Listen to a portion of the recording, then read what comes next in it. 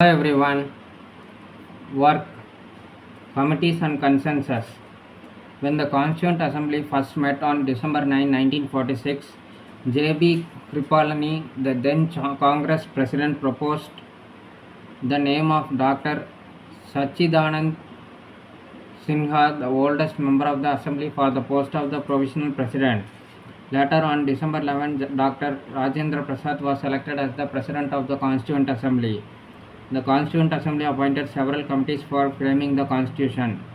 These committees submitted their reports between April and August 1947, and on the basis of these reports, Dr. B. N. Rao, the constitutional advisor, submitted a draft of the Constitution by the end of October 1947. This draft contained 240 clauses and 13 schedules. In order to consider this draft constitution, a drafting committee under the chairmanship of Dr. B. R. Ambedkar, the law minister at the time, was set up. The other members were Alladi Krishnaswamy Iyer, N. Gopal Swamy Iyengar, K. M. Munshi, Syed Muhammad Saadullah, Sir B. L. Mitter, and D. P. Kaitan. After the first meeting, Sir B. L. Mitter resigned, and in his place N. Madhav Rao was nominated, and T. T. Krishnamachari took the place of D. P. Kaitan on the latter's death in 1948. The drafting committee prepared the first draft of the Constitution.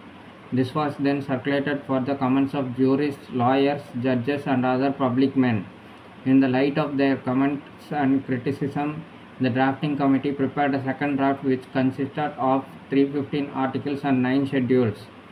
This second draft was placed before the Constituent Assembly on February 21, 1948. The draft was then considered clause by clause by the Assembly.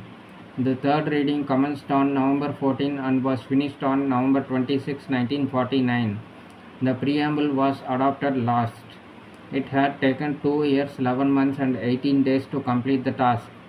As many as 7,000 odd amendments had been proposed, and nearly 2,500 were actually discussed before the draft constitution was accepted. Dr. Ambedkar then moved a motion that the constitution as settled by the Constituent Assembly be passed. On November 26, 1949, the people of India in the Constituent Assembly adopted, enacted, and gave to themselves the Constitution of the Sovereign Democratic Republic of India. Dr. Rajendra Prasad, as President of the Assembly, signed the document. The members of the Constituent Assembly appended their signature to it on January 24, 1950, the last day of the Assembly.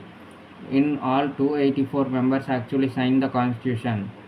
The Constituent Assembly, besides drafting the Constitution of India, adopted the national flag on July 22, 1947, and adopted the national anthem and national song on January 24, 1950, the last day of its session.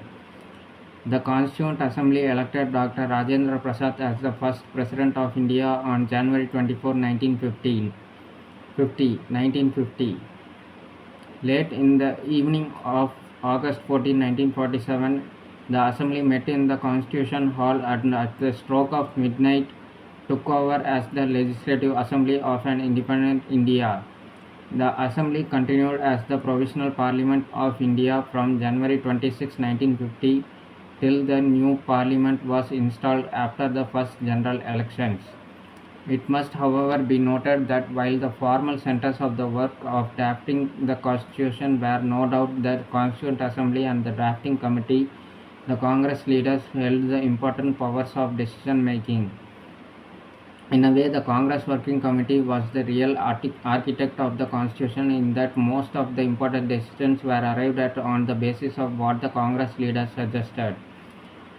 Granville Astin points out that 4 men, Jawaharlal Nehru, Sardar Patel, Rajendra Prasad, and Abul Kalam Azad, constituted a virtual oligarchy in the Assembly and dominated the proceedings by virtue of the prestige and power they enjoyed both in the Congress and in the government.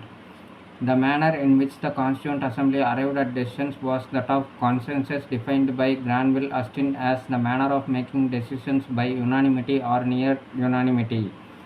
An effort was made to smoothen differences and arrive at compromises and agreement. The objective was to overcome biases and an element of overruling dissent ingrained in decision by majority. Like, share, and subscribe to support the channel. Thank you. Bye.